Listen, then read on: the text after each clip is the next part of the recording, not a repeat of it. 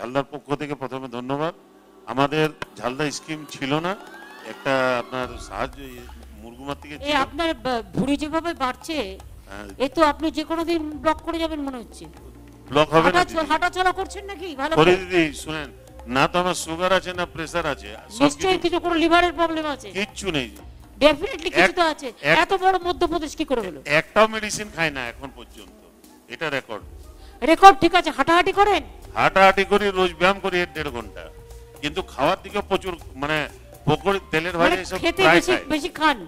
না, সকালে যেমন পকোড়ি খাবো ম্যাডাম। সকালে পকোড়ি? কেন পকোড়ি খাবেন কেন?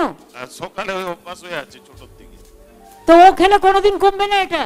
কিন্তু ডেইলি 1.5 ঘন্টা ব্যায়াম করি ম্যাডাম সকালে। কি ব্যায়াম করেন একটু দেখান তো আমায়। হ্যাঁ, কি ব্যায়াম করেন? বিলোম। ও আপনি তো ওয়ে দেখাচ্ছেন না, প্রাণায়াম দেখাচ্ছেন। প্রাণায়ামে তো আপনার ভুঁড়ি কমবে না, অন্যান্যগুলো না, ওতে ওয়েট কমে না। প্রাণায়াম কি করেন?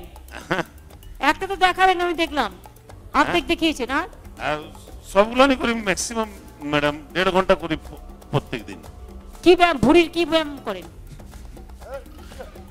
আরে ও তো কপাল ভারতী করছেন, কতবার করেন ম্যাডাম? কপাল ভারতী কবার করেন? 1000।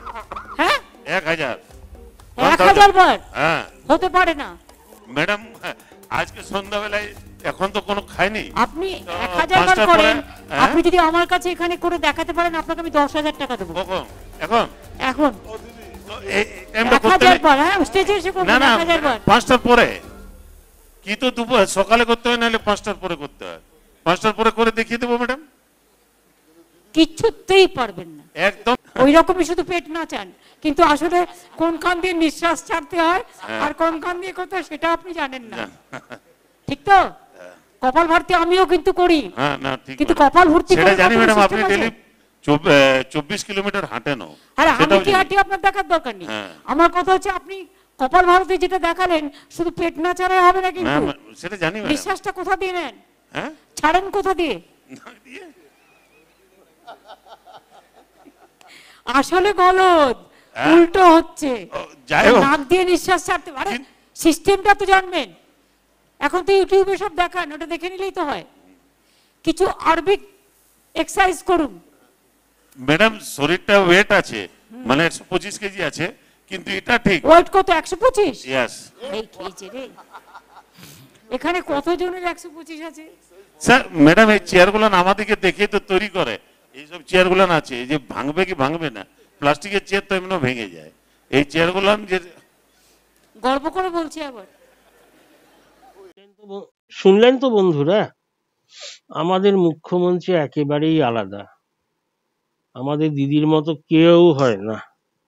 মানে মুখ্যমন্ত্রীর গুরু দায়িত্ব সামলানো থেকে প্রশাসনের সব কর্মীদের হেলথ টিপস দেওয়া, জিম টিপস দেওয়া, ওয়ার্কআউট টিপস দেওয়া, ডায়েট শেখানো, মানে কি না জানেন দিদি।